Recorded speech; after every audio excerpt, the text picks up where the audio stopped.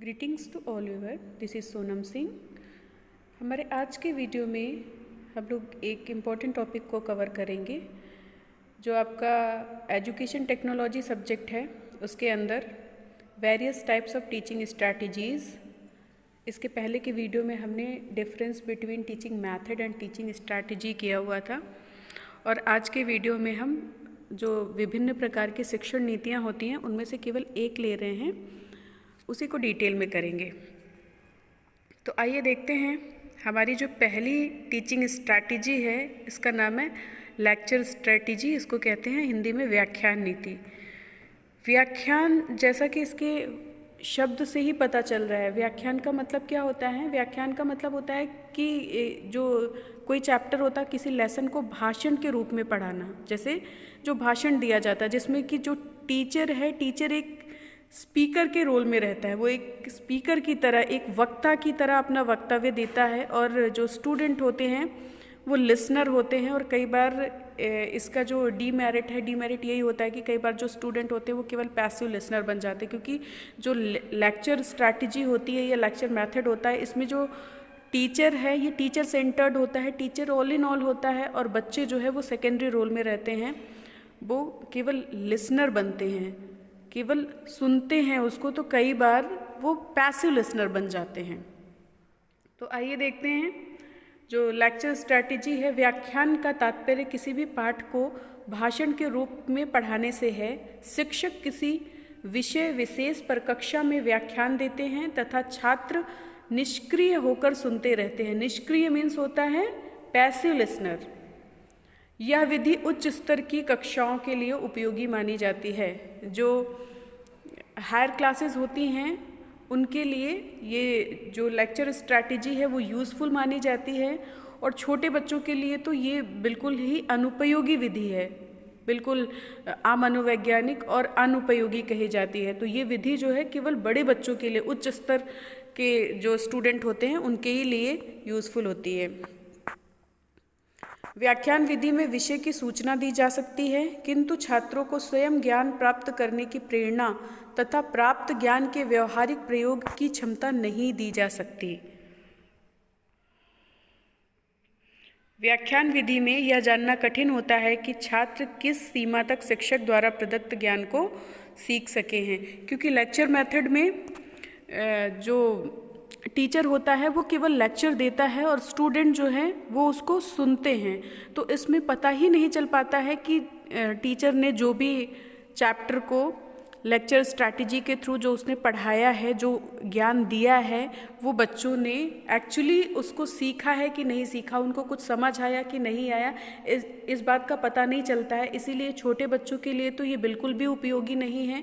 उनके लिए तो बिल्कुल ये अनुचित और अमनोवैज्ञानिक विधि कही जाती है, मतलब कि अनसाइकोलॉजिकल होती है। लेकिन जो हायर क्लासेस हैं उसमें लेक्चर स्ट्रैटेजी का प्रयोग किया जाता है, बड़े बच्चों में इस विधि का प्रयोग किया जाता है। अब देखते हैं इस विधि की विशेषताएं, कैरेक्टरिस्टिक्स ऑफ लेक्चर स्ट्रैटेजी। तो इसमें सबसे पहला पॉइंट है उच्च कक्षाओं के लिए उपयोगी है। जो बड़े बच्चे होते हैं, हायर क्लासेस होती हैं, उनके लिए यूज़फुल होता है। यह शिक्षक के लिए सरल, संक्षिप्त तथा आकर्षक है। टीचर्स के लिए ये हेल्पफुल होती है लेक्चर स्ट्रैटेजी। फिर उसके बाद नेक्स्ट पॉइंट है कम समय में अधिक सूचनाएं दी जा सकती हैं। लेक्चर मेथड के थ्रू थोड़े टाइम में ज़्यादा इन्फॉर्मेशन दी जा सकती है, क्योंकि ज़्यादा कुछ डिटेल में नहीं बताया जाता है। अधिक संख्या में छात्र सुनकर इसको नोट कर सकते हैं। इसमें एक साथ मैक्सिमम स्ट्रेंथ को एक बार में ही टीचर जो इन्फॉर्मेशन है उसको दे सकता है। विषय का तार्किक क्रम सदैव बना रहता है। यह शिक्षक तथा छात्र दोनों को विषय के अध्ययन की प्रगति के विषय में संतुष्टि प्रदान करती है। नेक्स्ट पॉइंट है शिक्षक विचारधारा के प्रवाह में बहुत सी नई बातें बता देते हैं। हाँ, ये एक स्पेशलिटी होती है लेक्चर मेथड की, कि जैसे कई बार जब कोई कंटेंट को कोई टीचर एक्सप्लेन कर रहा है या कोई बता रहा होता है तो उसमें मतलब बहुत सी ऐसी बातें आ जाती हैं, इंसिडेंट आ जाते हैं, एग्जाम्पल्स आ जाते हैं कि उसमें वो कई अगर कोई नया शब्द आ गया, कोई नई चीज़ आ गई तो उसको वो कोरिलेट करके उस टाइम पे बता देता है। जबकि अब अगर वही लेक्चर दोबारा रिपीट हो तो ज़रूरी नहीं है कि वो सेम इंसिडेंट या सेम एग्जाम्पल्स जो उसने पहले बता दिए थे वो अब भी बताए, क्योंकि उस टाइम पे वो एक फ्लुएंसी बनी रहती है जिसमें कि वो धारा प्रवाह चलता जाता है और कोई वैसी इंसिडेंट, कुछ वैसा घटनाक्रम आ जाता है तो उसके बारे में वो बता देता है, जिससे बच्चों को नई नॉलेज मिल जाती है, नई चीज़ों के बारे में भी जानकारी मिल जाती है। तो इसमें ये होता है कि शिक्षक विचारधारा के प्रवाह में, जैसे कि वो अपना बता रहा है तो बोलते हुए उसी फ्लुएंसी में अगर कोई वैसी चीज़ आ जाती, कुछ ऐसा इंसिडेंट, कोई वैसा वर्ड आ जाता है तो उसके साथ वो कई नई चीज़ों को भी ऐड ऑन करके बता देता है। इस विधि के प्रयोग से अध्यापक को शिक्षण कार्य में बहुत सुविधा होती है। टीचर्स के लिए ये हेल्पफुल होती है, लेक्चर स्ट्रैटेजी। एक ही समय में छात्रों के बड़े समूह का शिक्षण किया जाता है। इसमें एक टाइम में बहुत सारे स्टूडेंट्स को एक साथ पढ़ाया जा सकता है थ्रू द लेक्चर स्ट्रैटेजी। शिक्षक सदैव सक्रिय रहता है, इसमें टीचर जो है वो एक्टिव रहता है और इसकी डीमेरिट यही होती है कि इसमें जो स्टूडेंट्स होते हैं वो पैसिव लिसनर होते हैं। टीचर तो पूरा टाइम ऑल टाइम एक्टिव रहता है।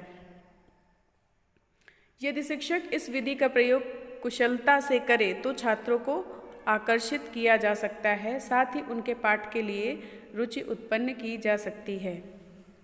तो ये तो हो गई कैरेक्टरिस्टिक्स लेक्चर स्ट्रैटेजी की। अब आइए देखते हैं डीमेरिट्स, इसकी लिमिटेशंस या फिर डीमेरिट्स क्या हैं। पहला पॉइंट है, कुछ बातों की सूचनाएं प्राप्त कर लेना ही अध्ययन नहीं है। केवल कुछ इन्फॉर्मेशन ही स्टडी नहीं होता है, क्योंकि लेक्चर मेथड के थ्रू हम कोई डीप नॉलेज नहीं दे सकते हैं, कंटेंट को डिटेल में नहीं कर सकते हैं, उसमें केवल इन्फॉर्मेशन को ही इंक्लूड किया जा सकता है। छात्र निष्क्रिय बैठे रहते हैं, क्योंकि इसमें छात्रों को एक्टिवली पार्टिसिपेट नहीं कराया जाता है, टीचर ही ऑल टाइम एक्टिव रहता है, तो कई बार छात्र सुनते सुनते बोर हो जाते हैं और ऐसी कंडीशन में जो स्टूडेंट होते हैं वो पैसिव लिसनर बन जाते हैं। फिर छोटी कक्षाओं में छात्रों के लिए यह विधि अनुचित व अमनोवैज्ञानिक है। मैंने पहले ही बताया कि छोटी कक्षाओं के लिए तो ये विधि बिल्कुल भी यूजफुल नहीं है, उनके लिए ये बिल्कुल अनसाइकोलॉजिकल है, अमनोवैज्ञानिक है, क्योंकि इसमें स्टूडेंट की किसी चीज़ पे ध्यान ही नहीं दिया जाता, स्टूडेंट पे फोकस नहीं किया जाता। ये पूरी तरीके से टीचर सेंटर्ड होती है, क्योंकि इसमें ऑल इन ऑल टीचर ही होता है। फिर नेक्स्ट पॉइंट है, छात्रों में ज्ञान प्राप्त करने की रुचि जागृत नहीं होती।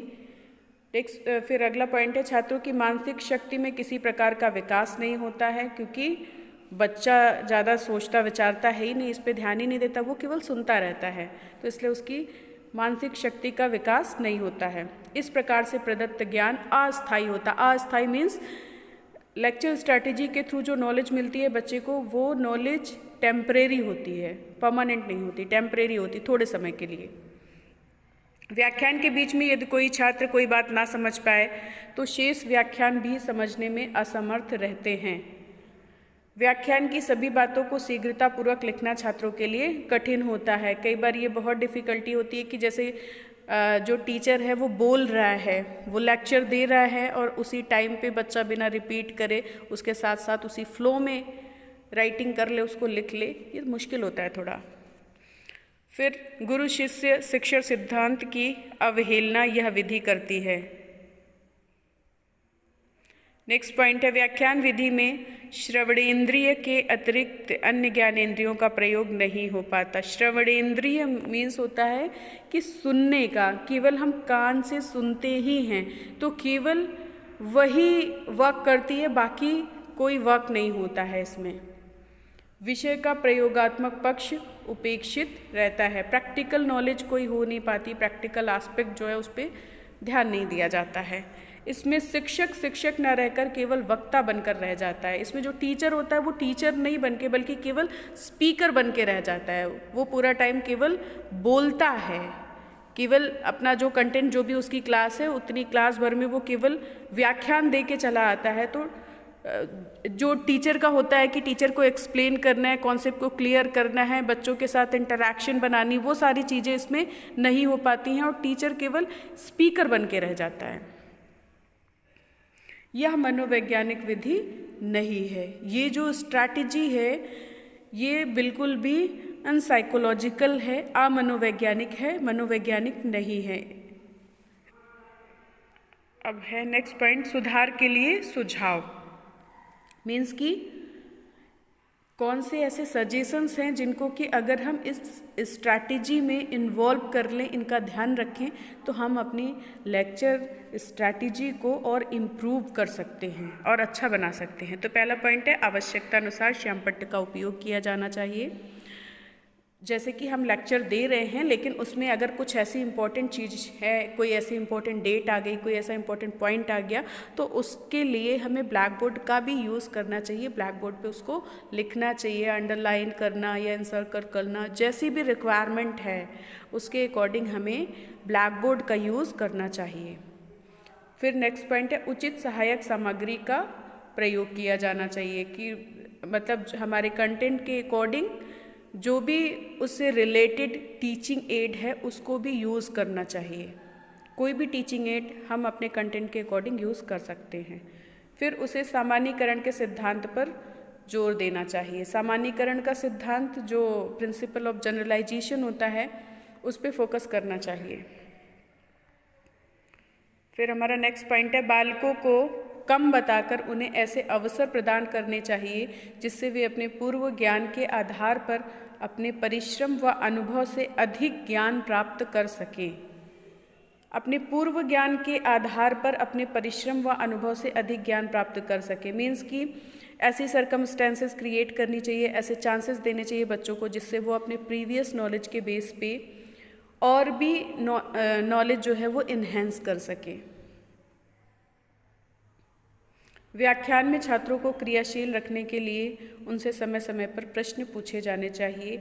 एक इंटरैक्टिव क्लासरूम के लिए ये बहुत इम्पॉर्टेंट है कि आप बीच बीच में क्वेश्चन ज़रूर पूछिए। क्वेश्चन पूछने से दो तीन चीज़ें होती हैं। एक तो चीज़ बच्चा अलर्ट रहता है, वो कॉन्सेंट्रेट करता है कि टीचर कभी भी क्वेश्चन पूछ सकता है, तो वो आपकी बात को ध्यान से सुनेगा। दूसरी चीज़ ये होता है कि बच्चों को ये अटेंशन मिलती है कि मतलब टीचर जो है वो फोकस कर रहा है बच्चों पे, किसी भी बच्चे से कोई भी क्वेश्चन पुटअप कर सकता है और इससे आपकी जो क्लासरूम है उसमें इंटरैक्शन बना रहता है। एक टीचर और स्टूडेंट के बीच में इंटरैक्शन बना रहता है और एक एक्टिव क्लास के लिए ये बहुत इंपॉर्टेंट है कि टीचर और स्टूडेंट के बीच में इंटरैक्शन होना चाहिए। ये नहीं कि टीचर केवल स्पीकर बना रहे और बच्चे पैसिव लिसनर बने रहें। तो इस कंडीशन में जब बीच बीच में क्वेश्चन पुटअप होंगे तो बच्चे पैसिव लिसनर नहीं बनेंगे, बल्कि वो अटेंटिव लिसनर बनेंगे, वो ध्यान से सुनेंगे, कॉन्सेंट्रेट करेंगे। तो आई होप कि आपको लेक्चर